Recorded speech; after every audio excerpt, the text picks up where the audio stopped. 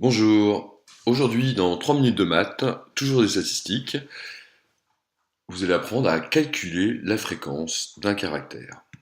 Alors, on reprend l'exemple des employés d'entreprise de la vidéo précédente et on fait une étude sur le sexe des employés. C'est-à-dire que là, on va obtenir 18 femmes et 6 hommes. Alors, on va compléter ça dans un tableau comme on l'a vu dans la vidéo précédente. Donc, la première colonne, c'est le caractère étudié, donc femmes, hommes, et la colonne de droite, ce sont les effectifs. Donc, on a 18 femmes et 6 hommes. Donc, N1, c'est l'effectif des femmes, N2, l'effectif des hommes. Et quand on additionne tout, 18 plus 6, ça fait 24, on obtient l'effectif total. Voilà ce qu'on avait appris. Alors, comment on va calculer la fréquence de femmes ou la fréquence des hommes? Eh bien, la fréquence, ça se calcule simplement. La fréquence, on la note FI, parce que pareil, on va donner des numéros, donc F1 pour les femmes, F2 pour les hommes. Eh bien, le calcul, c'est tout simplement l'effectif de chaque catégorie divisé par l'effectif total. J'explique. On rajoute une colonne. La colonne des fréquences. Comment on va calculer la fréquence F1 pour les femmes? Eh bien, on va faire 18 divisé par 24, c'est-à-dire l'effectif des femmes divisé par l'effectif total.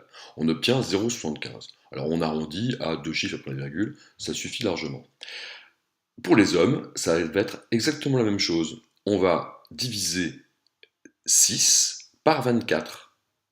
Et quand on additionne tout, 0,75 plus 0,25, on obtient 1. Quand on calcule une fréquence en nombre décimal, la somme de toutes les fréquences, c'est 1.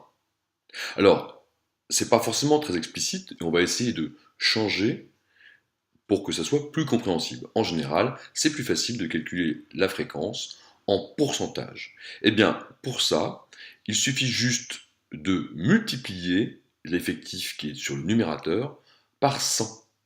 Et on divise encore par l'effectif total. Alors qu'est-ce que ça donne? Eh bien, la fréquence F1 pour les femmes, c'est 18 fois 100 divisé par 24, et on obtient 75. Pour les hommes, 6 fois 100 divisé par 24, on obtient 25, et c'est beaucoup plus parlant quand on veut présenter un résultat. Donc on obtient 75% et 25%. Et évidemment, quand on fait la somme de tous les pourcentages, de toutes les fréquences, on obtient 100%. Voilà, merci d'avoir suivi et bientôt dans une nouvelle leçon.